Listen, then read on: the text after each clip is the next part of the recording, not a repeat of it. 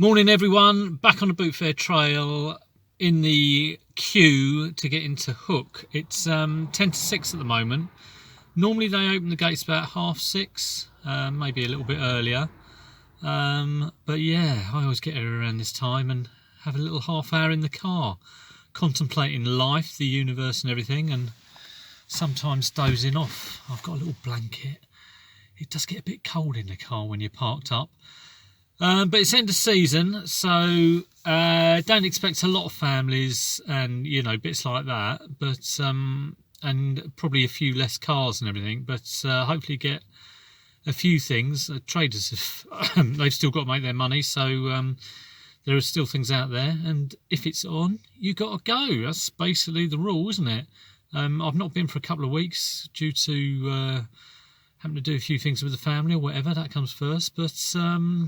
Back on it today. I think I got this one and two more. The other thing about a lot of other boot fairs have shut is hopefully it'll draw more people here. That's the plan anyway. Right, I'm going to have a little doze. I did that a couple of weeks ago and only woke up when the car started moving. It was a bit of a shocker really. So hopefully I won't drift off too much into the land of Nod. But yeah. I'll show you what I got a bit later on. See you later. Right, just finished up and it's a little bit freezing in there. And a bit of an interesting experience. Someone went to walk off with my trolley. I think they thought it was for sale because there wasn't anything in it. That's what they said anyway. I have been asked before, how much is your trolley? And I'm like, no, I'm not selling it. And a lot of the time I find myself delving through a carrier bag under a stool, only for someone to say, that's mine. So I'll give him the benefit of the doubt. Maybe he wasn't trying to hightail it away with my goodies. It wasn't, like I said, there wasn't much in there. There was, I went round the first time and got one thing and... ended up getting a few interesting bits. Got just over like a trolley full, so probably about a dozen items or so. I am going to go home. I'm going to have a cup of tea and maybe a fried egg sandwich, something like that, with a bit of brown sauce. And then I'm going to show you everything that I got. Yeah, a few normal bits, a few interesting bits, a few bits, hopefully make a bit of cash. We will see. I'll catch you in a bit. Okay, back home, a bit more in the land of the living now, and here's the stuff. That's a mini roll and a cup of tea. But let me take you through it. I might test a couple of bits as well. I'm kind of expecting not to work, but yeah, let me take you through what I've got today. Right, first pickup. I would never normally pick up this, although it did have the remote control. It is just a little DVD player. Sony, good make. And the reason I bought it, I sort of said, how much is... The guy was emptying his big kind of trailer container of stuff. And I said, how much is it? And he said, £5. And I kind of thought, well, okay, you know, I might get 10, 15, you know, it's not a... Never picked up one of these before. But I had said to him, have you got any gaming stuff? Now, I don't normally say that. And, you know, I see all the people saying, have you got any gold? Have you got any gaming? Have you got any this, that and the other? And I don't do it because I feel like a bit like a vulture hanging around. But I did. I thought, you know, he's got a load of stuff in there. I'll ask him if he's got any gaming stuff. And he kind of said, yes, we've got something. And I was like, oh, great. You know, I might hang around for this. I said, well, what is it exactly you got? And he said, it's a thing with the cartridge. And I was like, oh, here we go. This is worth hanging around for. You know, could it be an Atari?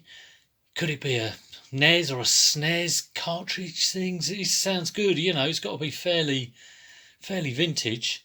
And I waited there for 10 minutes, and bear in mind this is when I first got in the boot fair, so I'm just hanging on to this thing thinking I'm going to get a SNES, I'm going to get an Atari, and loads of people were gathering around the stall, and I was thinking, well, I've got my dibs in here, I'm sorted. And he was bringing out crate after crate of general kind of dross and stuff and going through them. And eventually he brought out this crate and opened it up. And he said, there it is. And it was 3 VTech cartridges. I could have screamed, and obviously I didn't buy them. But for some reason, I still bought this. I kind of felt like I had to. But yeah, well, we'll test whether that works in a bit and see how that goes. The Lego was a tenner. It's new. It's sealed. I scanned it on Amazon. It was about $31.99. So I did go back and sort of say, will you take 8? Because normally I sort of work on about 4 times. I still thought it was a good deal for a tenner, you know, and it was slim pickings there. I'd walked around once actually, and all I had was that Sony DVD, and I was thinking, oh, this is good. Yeah, so I thought with Christmas coming up, this will probably go for at least double my money. I would like more of a margin on it, but it's a nice big kit, and it is sealed, so £10 to, you know, maybe 20, 25, not too bad. This is a bit of a funny one because I bought a whole complete set of Game of Thrones, and it was all the individual box sets. So it wasn't like the big box set you can get of all 8 series. It was each individual series in a box set, which is sort of like quite a nice thing. But the only thing wrong with it was that there was one disc missing, which was Season 6, which this is, Disc 5, which is that one. And I'd had that for a few months. And last week I thought, well, I've got to get this Game of Thrones thing on. So I ordered on eBay the missing disc for £2. What happens? I go to a car boot about 4 days later, and I see the whole series, and this cost me £1. It's just typical, isn't it? Sod's law. And that obviously hasn't got the outer cover, hasn't got anything. But what I will do is I will just put those on as individual, you know, for someone like me who wanted to complete a set. And I bought mine for £2 free postage. I'll stick them on for £2 free postage and see how they do. Here's a pair of footy boots. Yeah, bought them because I don't normally get kids' football boots, but they were Adidas. They were, well, the lady said, yes, they're new, they're absolutely new. And she wanted £6. I offered her 4, I paid 5. I mean, they haven't been worn, so yeah, it's fair enough. But they have got that on the bottom. So they've obviously been in a charity shop. So I don't quite know what's gone on there. And, you know, but they're obviously unused. And I imagine I could put them up for like maybe 15, 20 quid as unused. I don't know what size they are. Probably like, you know, about 11-year-old. We'll have those. The Trivial Pursuit and the Obama Llama. That was £3 for the 2 of them. So that's quite a good deal. I sold one of these the other day. This has got a little bit of wear around the edge. I think mine sold the other day for around about sort of 15, 16 plus postage. This always tends to sell. And I mentioned before, I have R8 this, so I bought this from a few years ago now, but I bought, you know, about half a dozen of them from Sainsbury's when they were selling them cheap. I think they were selling them for about £5, and I sold them the next Christmas for 25. So that was a nice Amazon flip at the time. But yeah, this one always does sell. Some other things tend to stick around for ages, but not true. And a Obama Llama, I've never had a Obama Llama. I just thought I bought it because I was trying to get this for £1 and he wanted 2, and I kind of said, okay, well, what about the 2? And they said, okay, yeah, £3 for the 2. But yeah, I've seen Nick play this on his channel, and it's a sort of fun thing maybe for Christmas. So that might be like, I don't know, maybe a tenner. It might be, you know, including postage maybe. I hope it goes small parcel. I think it will do. We will see. Nice bit of vintage computing here. This was the first computer we had in our house. I think my brother owned this. He's got 16K RAM extension as well. We never had that. But I was a little bit worried about this because this extension's got ZX USA, but it is made in England. Strange. And I did sort of begin to think, okay, well, am I going to be all right plugging this into UK mains? But I think it will be because I'll just use a 9 volt DC. I'm pretty sure it's not like on an American kind of, you need to. It's not an American thing. That's what I'm saying. So yeah, I mean, it was a lot smaller than I remembered. I got a Spectrum, and I'm sure they're a bit bigger than this, a bit wider. But I remember these keys. God, they were like a pain to press. And I've also got the other thing that makes me think, oh yeah, it was used in the UK. Was this came with it, which was bought in WH Smith's for £4.95, which is a load of programming for the ZX81.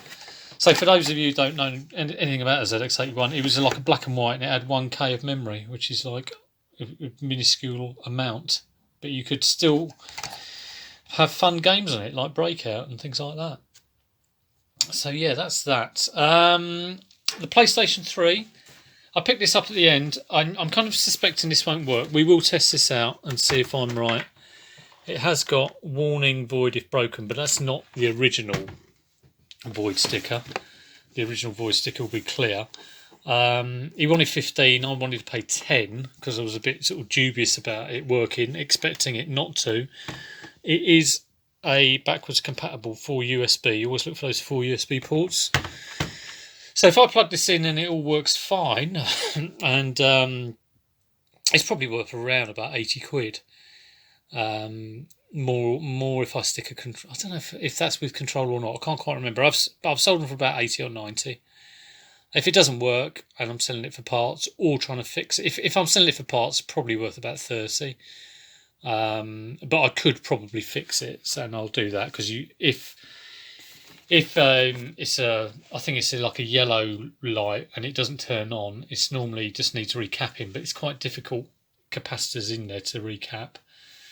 Not your standard ones. And if the fan's going on it, it'll be the thermal paste needs redoing, which again is not easy. Not as easy as doing it on a processor or anything, because there's a thing that is attached with thermal glue, and you have to kind of cut through it. But one day I'll do myself filming repairing one of these, because I've got about 3 of them that need repairing.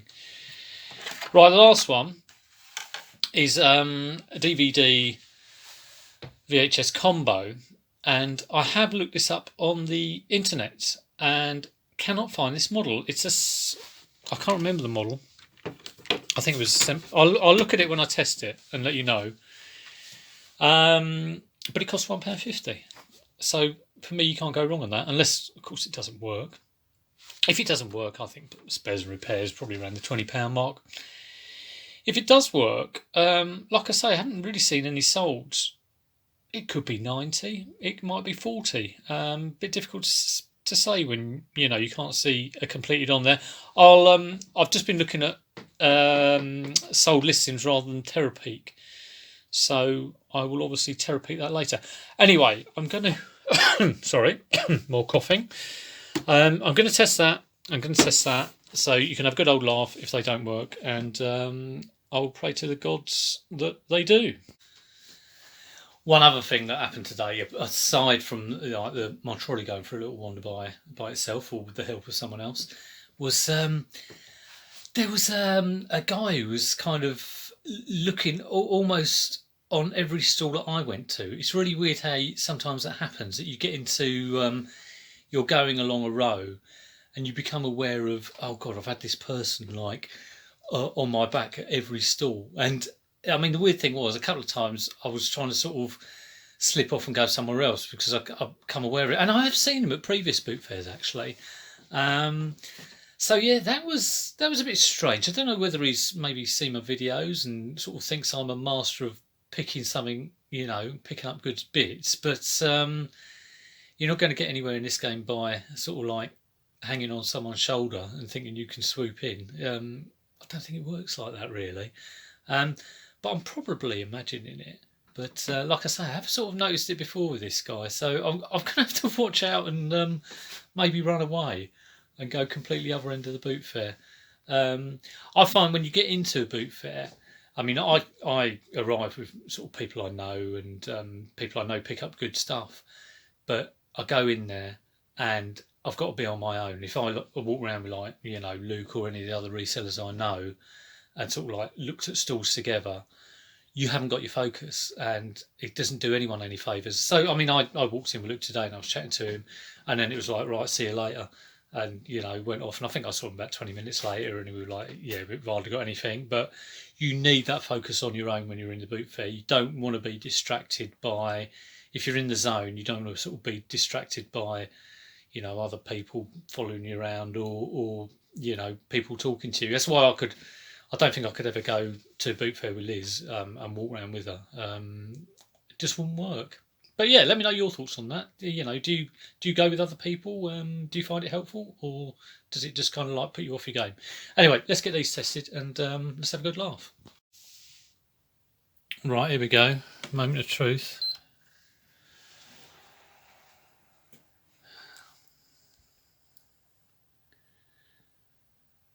No video yet.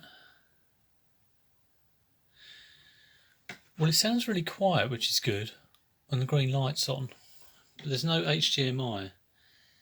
Now, I have had before this HDMI cable. It kind of didn't. It did this. You didn't get a picture first off, and then I tried it with a different HDMI cable and got it going. And then this HDMI cable works. So I'm going to switch around the HDMI cables. Let me just turn this off. If I can. Gonna let me? Well, let me flip around the HDMI cables. So I'm just going to pause it for a second. Right, here we go. Got it working. I remembered something you have to do. If that happens, you plug it in, you turn it on, you've got a green light, but nothing seems to be coming through on the HDMI. When you turn it on, you press that down and it will beep, and then you hear a second beep, and that is, well, I'm going to say the wrong thing, but basically your TV will then detect like the HDMI, and then you need a controller to sort of pick yes, no, whatever. So don't assume that. I was beginning to think, oh yeah, the HDMI port is faulty and it's knackered, but yeah, it's a simple thing of press that down and keep your finger on it until you hear beep, beep, and then it should kick out this message. So that's good. That looks like that is working.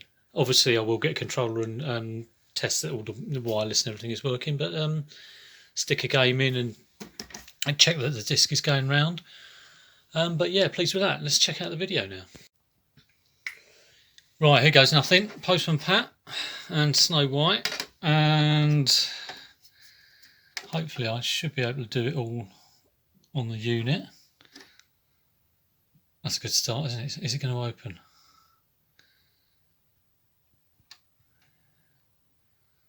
Come on. Oh, there we go. Phew! Okay, let's stick that in. No little... Is there a little door? Oh, we've got a little door here.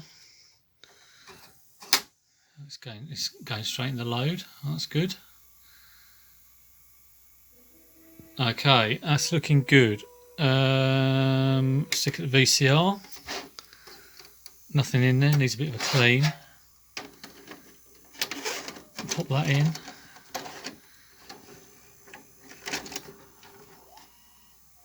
VCRs always sound a lot louder than you remember. And well, that looks alright. Auto tracking going on.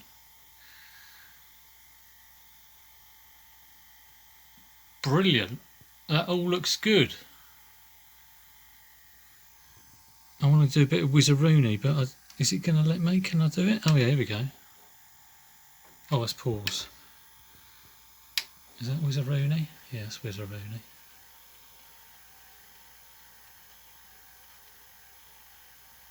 Okay, that's looking good. Good stuff. Yeah, a couple of reasons why I picked up that DVD combi. Obviously, because it's a DVD VCR combi, which are always good to pick up. Always guarantee, I'll say a minimum of around about £40 for those. But also, it was a 6-head version VCR, which is, when you get multiple head VCRs, it normally means better picture quality. So yeah, very happy with those really. Both of them works. That was sort of unexpected. I was fully expecting at least one of them not to work. So all in all, a good boot fair. It's getting right towards the end of season. Not massive amounts, but some good little bits there. I really did go in there with the expectation of finding absolutely nothing at all. So to still find those little bits, it's very nice indeed. Do let me know if you've been to a boot fair and what you've picked up, or if you've got any questions on the stuff I've picked up. I've got another couple of boot fairs, like I say, in the next couple of weeks. They kind of open dependent on weather. But the latest I've known my local wants to go on is kind of like early November. So yeah, I'll be trying to find other places to source and get some interesting bits. But for now, if you like that, do click the old like button. Do subscribe if you're not subscribed. That's always very much appreciated. And I always try and answer all your questions if you've got any. Any questions on reselling, simple, complex, I will try my best to help you out. But for now, I hope you enjoyed that. Take care, and I'll see you soon.